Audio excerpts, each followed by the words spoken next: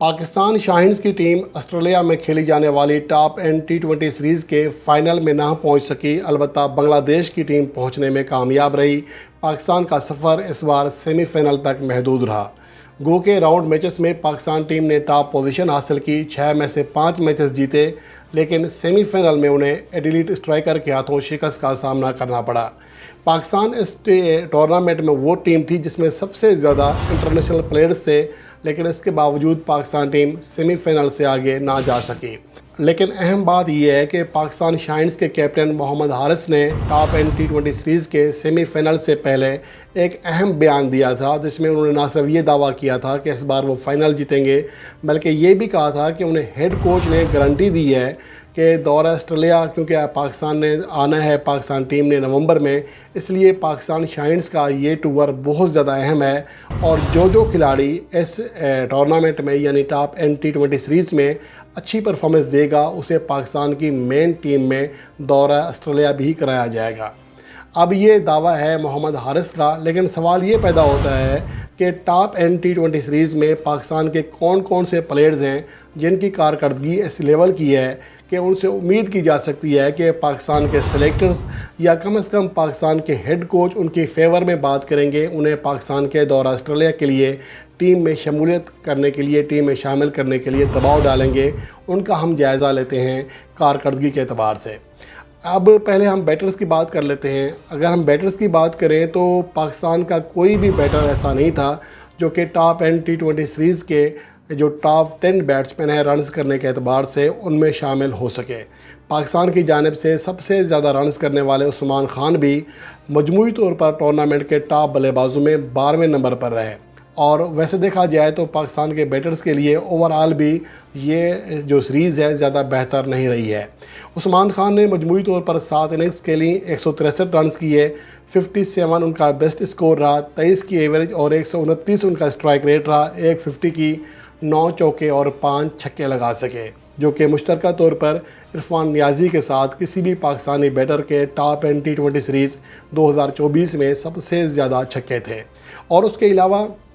جو ان کی پرفارمنس ہے، اگر ترتیب دیکھیں تو پہلی اننگز میں 39 رنز کیے تھے، ناٹ آؤٹ رہے، پھر 57 کیے، یعنی کہ پہلے 2 میچز میں وہ متاثر کن کارکردگی دکھانے میں کامیاب رہے، لیکن اس کے بعد ان کا بیٹ بھی کسی حد تک خاموش رہا۔ تیسرے میچ میں 2 رنز کیے، پھر 10 رن، پھر 38، پھر 19، پھر 5 اور آخری میچ میں 32 رنز کر سکے۔ اس کے علاوہ عرفان خان جنہوں نے سیکنڈ لاسٹ میچ میں سنچری اسکور کی تھی، وہ اس سنچری کے بل بوتے پر پاکستان کے دوسرے ٹاپ اسکورر بننے میں کامیاب رہے۔ 7 اننگز کھیلی، 141 رنز کیے، 106 ان کا بیسٹ اسکور رہا، 28 کی ایوریج اور 150 کا اسٹرائک ریٹ رہا، 50 سنچری بنائی، 50 کوئی نہیں بنا سکے، 15 چوکے اور 3 چھکے لگائے۔ اور یہاں پر پہلے میں زیادہ چھکے لگانے والوں کی فہرست میں عرفان خان کا نام لے چکا ہوں، در حقیقت انہوں نے 3 چھکے لگائے تھے۔ اور ان کی اگر اننگز کی ترتیب دیکھیں تو ایک اننگز میں 106 رنز کیے، لیکن اس کے علاوہ جو باقی 6 اننگز تھیں ان میں مجموعی طور پر صرف اور صرف 35 رنز کر سکے تھے۔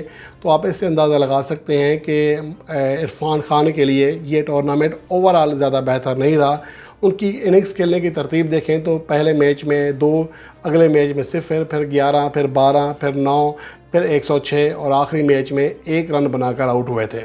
اس کے علاوہ صاحبزادہ فرحان جن سے کافی توقعات تھیں، وہ بھی توقعات پر پورا نہیں اتر سکے۔ 6 اننگز کھیلی، 130 رنز کیے، 45 ان کا بیسٹ اسکور رہا، 21 کی ایوریج اور 136 کا اسٹرائک ریٹ رہا، کوئی سنچری یا 50 نہیں کر سکے، 15 چوکے اور 3 چھکے لگائے۔ محمد حارث نے 7 اننگز کھیلی، 111 رنز کیے، 32 ان کا بیسٹ اسکور رہا، 15 کی ایوریج، 135 ان کا اسٹرائک ریٹ رہا، کوئی 50 یا سنچری نہیں، 13 چوکے اور 5 چھکے لگائے۔ یہ اوورآل پرفارمنس رہی ہے محمد حارث کی، جن سے بھی کافی توقعات تھیں کہ وہ پاکستان ٹیم کے لیے اپنی عمدہ کارکردگی دکھا کر اپنا کیس مضبوط کریں گے کہ انہیں پاکستان ٹیم میں دوبارہ جلد شامل کر لیا جائے گا۔ اگر ان کی اننگز کھیلنے کی ترتیب دیکھیں تو 25، 3، 0، 17، 32، 15 اور 19 یہ ان کی کارکردگی رہی ہے، اور 7 اننگز میں وہ صرف 2 بار 20 رنز کی حد پار کر سکے۔ اور اس کے ساتھ ساتھ اگر دیکھا جائے تو پاکستان کے بیٹرز میں حسیب اللہ خان کے علاوہ ایک بھی ایسا بیٹر نہیں تھا جس کی ایوریج 30 رن فی اننگ سے اوپر ہو، لیکن حسیب اللہ خان کا اسٹرائک ریٹ 112 رنز فی 100 بال رہا، جو کہ کسی بھی طرح ٹی20 کرکٹ سے میل نہیں رکھتا۔ اس کے علاوہ پاکستان کے اسپیشلسٹ بلے بازوں میں صرف اور صرف عرفان خان تھے جن کا اسٹرائک ریٹ 137 سے زیادہ تھا، جن کا اسٹرائک ریٹ بھی اس لیے بڑھا کہ آخری جو سیکنڈ لاسٹ اننگز تھی جس میں 106 رنز کیے تھے اس کی وجہ سے ان کا مجموعی اسٹرائک ریٹ 150 تک چلا گیا تھا۔ تو یہ پاکستان کے مجموعی طور پر بیٹرز ہیں۔ عثمان خان اور عباس افریدی نے پاکستان کے لیے سب سے زیادہ 5 چھکے لگائے، یعنی پاکستان کا ایک بھی بیٹسمین پورے ٹورنامنٹ میں 5 سے زیادہ چھکے لگانے میں بھی کامیاب نہ ہو سکا۔ اس کے مقابلے میں پاکستان کے بولرز نے خاصی بہتر پرفارمنس کا مظاہرہ کیا۔ فیصل اکرم نے 14.37 کی بیسٹ ایوریج کے ساتھ اور 8 وکٹیں حاصل کیں، 12 کا ان کا اسٹرائک ریٹ رہا، ہر 12ویں گیند پر انہیں وکٹ ملی، جو کہ اس ٹورنامنٹ میں کسی بھی پاکستانی بولر کا سب سے بہترین اسٹرائک ریٹ تھا۔ اس کے علاوہ عارف یعقوب نے 9 وکٹیں حاصل کی، مشترکہ طور پر جہانداد خان کے ساتھ ٹاپ وکٹ ٹیکر تھے، 17 کی ایوریج اور 6.41 ان کا اکنامی ریٹ رہا۔ اور اس کے علاوہ جو تیسرے بولر تھے جس نے کسی حد تک متاثر کیا وہ جہانداد خان تھے، 9 وکٹیں حاصل کی، 19 کی ایوریج، 7.82 ان کا اکنامی ریٹ رہا۔ تو اس کے علاوہ جو پاکستان کے باقی بولرز ہیں، خاص طور پر عباس افریدی، وہ اسٹرائک ریٹ کے لحاظ سے خاصے مہنگے ثابت ہوئے، 9.31 ان کے خلاف اس اکنامی ریٹ کے ساتھ رنز بنے اور 8 وکٹیں حاصل کرنے میں ضرور کامیاب رہے، لیکن وہ مہنگے بولر بھی ثابت ہوئے۔ تو اوورآل دیکھا جائے تو پاکستان کے اس اسکواڈ میں سے صرف 3 کھلاڑی ہیں، بلکہ 3 بولرز ہیں جن کے اوپر کسی حد تک غور کیا جا سکتا ہے کہ انہیں شاید موقع دیا جائے، جن میں فیصل اکرم، عارف یعقوب اور جہانداد خان ہیں۔ ورنہ پاکستان کے اسکواڈ میں چاہے وہ بیٹرز ہوں چاہے بولرز ہوں، کسی کی کارکردگی اس لیول کی نہیں رہی ہے کہ ان کے لیے یہ کہا جا سکے کہ یہ پاکستان ٹیم میں شامل ہونے کے قریب ہیں۔